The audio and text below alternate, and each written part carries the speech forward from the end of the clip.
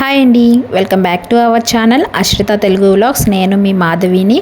ఈరోజైతే chicken biryani leg పీసెస్తో పర్ఫెక్ట్గా ఎలా చేసుకోవాలనేది చూపించేస్తాను. అది ఈజీ ప్రాసెస్ అనమాట. సో మనమైతే ఇక్కడ నేనైతే 5 లెగ్ పీసెస్ అనేది తీసుకున్నానండి. ఈ లెగ్ పీసెస్ కొంచెం లావుగా ఉంటాయి కదా, కుక్ అవ్వడం అనేది కొంచెం తక్కువ అవుతుంది. అందుకని కొంచెం ఘాట్లు పెట్టుకుంటే మన యొక్క వేసుకునే మసాలాల ఫ్లేవర్స్ కూడా లోపలికి వెళ్ళి టేస్ట్ అనేది బాగుంటుంది. సో వీటిని క్లీన్గా వాష్ చేసేసుకొని మనం దేనిలో అయితే వండుకోవాలనుకుంటున్నామో అదే బాండీలో డైరెక్ట్గా మ్యారినేట్ చేసి పెట్టేసుకోవచ్చు అనమాట. ఎందుకంటే తక్కువ క్వాంటిటీ కాబట్టి. సో దీనిలో నేను ఉప్పు, పసుపు, కారం, గరం మసాలా, ధనియాల పొడి, జీలకర్ర పొడి, అలాగే అల్లం వెల్లుల్లి పేస్టు, అలాగే పెరుగు ఇవన్నీ వేసేసుకున్నాను. తర్వాత ఆయిల్ కూడా వేసుకున్నానండి. సో ఇవన్నిటి వేసేసుకొని పీసెస్ని లెగ్ పీసెస్ని అనేది బాగా మసాజ్ లాగా చేసుకోవాలన్నమాట. అంటే లోపలికి ఆ ఘాట్లు పెట్టుకున్న లోపలికి మసాలా అంతా పోయేలాగా పెట్టుకోవాలి. వీటిని ఇట్లా మ్యారినేట్ చేసేసుకొని మనం ఫ్రిడ్జ్లో అట్లీస్ట్ 1 to 2 hours పెట్టేసుకుంటే బాగుంటుంది. లేదు అనుకుంటే రేపు చేసుకోవాలనుకున్నప్పుడు ఈరోజు నైట్ మనం పెట్టేసుకుంటే వాటిని కుక్ చేసే పని లేకుండా డైరెక్ట్ దమ్ పెట్టేసేసుకోవచ్చు అనమాట. సో అవి మ్యారినేట్ చేసుకొని ఫ్రిడ్జ్లో పెట్టేసుకున్న తర్వాత ఆనియన్స్ ఒక 5 ఆనియన్స్ కోసేసి బ్రౌన్ ఆనియన్స్ లాగా ఫ్రై చేసేసుకొని వాటిని కూడా మనం పక్కన పెట్టేసేసుకోవాలి. సో బ్రౌన్ ఆనియన్స్ అనేవి వేస్తే బిర్యానీ యొక్క ఫ్లేవర్ అనేది చాలా బాగుంటుంది. సో అస్సలు స్కిప్ చేయొద్దండి, టేస్ట్ చాలా బాగుంటుంది. సో ఇవి ఫ్రై అవుతూ ఉండగానే నేను రైస్ని మనకి ఎంత క్వాంటిటీ కావాలో ఆ రైస్ని కడిగేసేసి ఒక 2 times వాష్ చేసేసి మళ్ళీ వాటర్ పోసి పక్కన పెట్టేసుకున్నాను. సో ఈ బాస్మతి రైస్ని ఎక్కువగా కడక్కండి, అంటే బాగా నలిపి కడుగుతారు కదా, సో అట్లా కాకుండా నార్మల్గా వాష్ చేసేసి పక్కన పెట్టేసుకోండి, నానబెట్టేసేసుకొని. ఈ లోపల మనకి బ్రౌన్ ఆనియన్స్ అనేవి ఫ్రై అయిపోయినాయి అనమాట. సో చూసారు కదా, వీటిని మనం ఇట్లానే ఫ్రై చేసుకొని బయట కూడా దొరుకుతాయి బ్రౌన్ ఆనియన్స్, సో వాటిని కూడా తెచ్చుకోవచ్చు. సో మ్యారినేట్ చేసుకున్నది ఏంటంటే మనకి రెస్టారెంట్లో కుక్ చేయకోకుండా డైరెక్ట్గానే మనకి దమ్ పెట్టేసిస్తారు కదా మ్యారినేట్ చేసిన దాని మీద.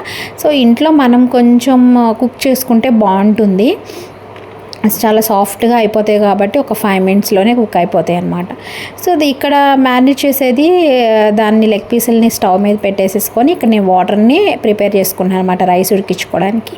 మనకి ఎసరికి ఎంత రైస్ కావాలో అంత రైస్ తీసుకొని దీనిలో లవంగ, చెక్క, అలాగే షాజీరా కొంచెం ఎక్కువ వేసుకున్నాను, నెయ్యి, కొత్తిమీర, పుదీనా, సాల్ట్ వేసేసుకున్నాను అనమాట. సో నెయ్యి అనేది స్కిప్ చేయకండి, నెయ్యి, లెమన్ అనేది. సో ఏంటంటే రైస్ యొక్క ఫ్లేవర్ మారిపోతుంది, అలాగే లెమన్ వేయడం వల్ల ఏంటంటే రైస్ అనేది తెల్లగా బాగుంటుంది అనమాట. సో ఒక పక్క వాటర్ పెట్టేసుకున్నాను, ఒక పక్కన కుక్ చేసేసుకుంటున్నాను. సో కుక్ చేసుకోవడం మరీ ఓవర్గా కుక్ చేసుకోవాల్సిన అవసరం లేదండి, జస్ట్ ఒక 10 minutesలో, ఎందుకంటే ఆల్రెడీ మనం మ్యారినేట్ చేసి పెట్టాం కాబట్టి సాఫ్ట్ అయిపోతాయి. సో మనకి చాలా తక్కువ టైంలోనే అవి కుక్ అయిపోతాయి అన్నమాట.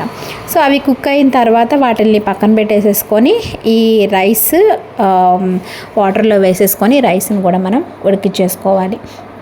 70% ఫస్ట్ లేయర్ ఉడికించుకోవాలి, తర్వాత 80%, తర్వాత 90% కుక్ చేసేసుకొని మనం ఈ లెగ్ పీసుల మీద లేయర్స్గా వేసేసుకోవాలి.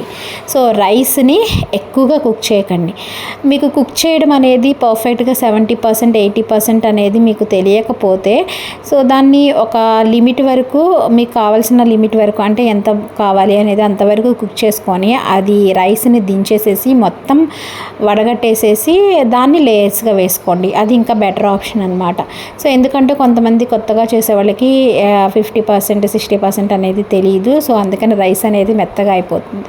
సో ఇలా లేయర్స్గా వేసేసుకున్న తర్వాత దీని మీద కొంచెం గరం మసాలా పౌడరు, పుదీనా, అలాగే కొత్తిమీర, బ్రౌన్ ఆనియన్స్, నెయ్యి, అలాగే ఫుడ్ కలరు, వీటన్నిటిని వేసేసుకొని మనం దమ్ పెట్టేసేసుకుంటాము.